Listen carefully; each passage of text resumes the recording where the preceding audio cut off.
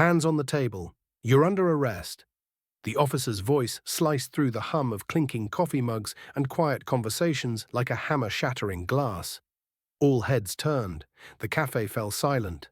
A woman, poised, composed, dressed in an elegant black blazer, sat perfectly still as a pair of handcuffs clamped shut around her wrists. She didn't flinch. She didn't argue. She just looked up at the man looming over her and said, "You really don't want to do this." The officer smirked, smug in his authority.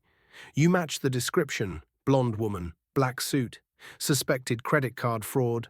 Don't make this harder than it has to be." She studied him calmly, her voice like cold steel. "You didn't even ask my name." He waved off her words with a chuckle. "Don't need it. You're coming with us." Phones started recording. Customers sat frozen mid-sip, eyes darting between the woman in cuffs and the officers who were now dragging her from her seat.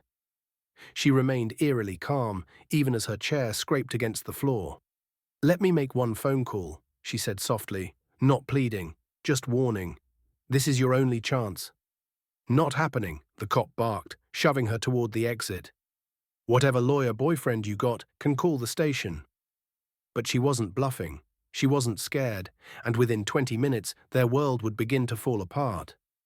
At the station, they didn't offer her a phone, didn't file paperwork, didn't even read her rights. They threw her into a cold, windowless room and shut the door. From behind the glass, the officer stood tall, arms crossed, basking in his own righteousness. "Another one caught," he muttered to his partner, who, despite nodding, looked uncertain. "Something's off," the partner said. She didn't seem panicked. The senior officer rolled his eyes. "She's a con. That calm act is part of the game." But then her phone rang, once, then again, then a third time. Same number, same insistence. The officer scoffed. "Persistent little boyfriend," he sneered. His partner shifted uncomfortably.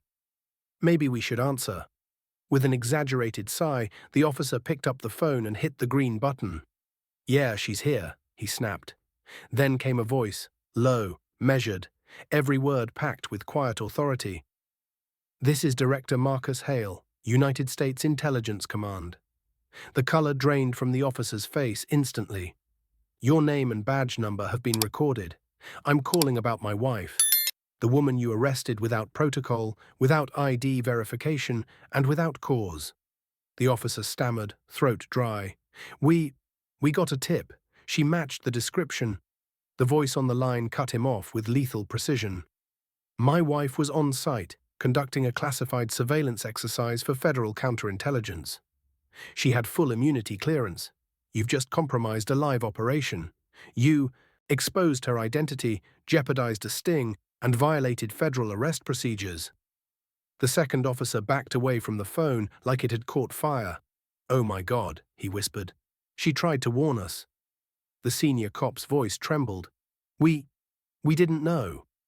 "She gave you a chance," Marcus said, deadly calm. "You ignored it. Expect full investigation. Your careers are over." The line went dead.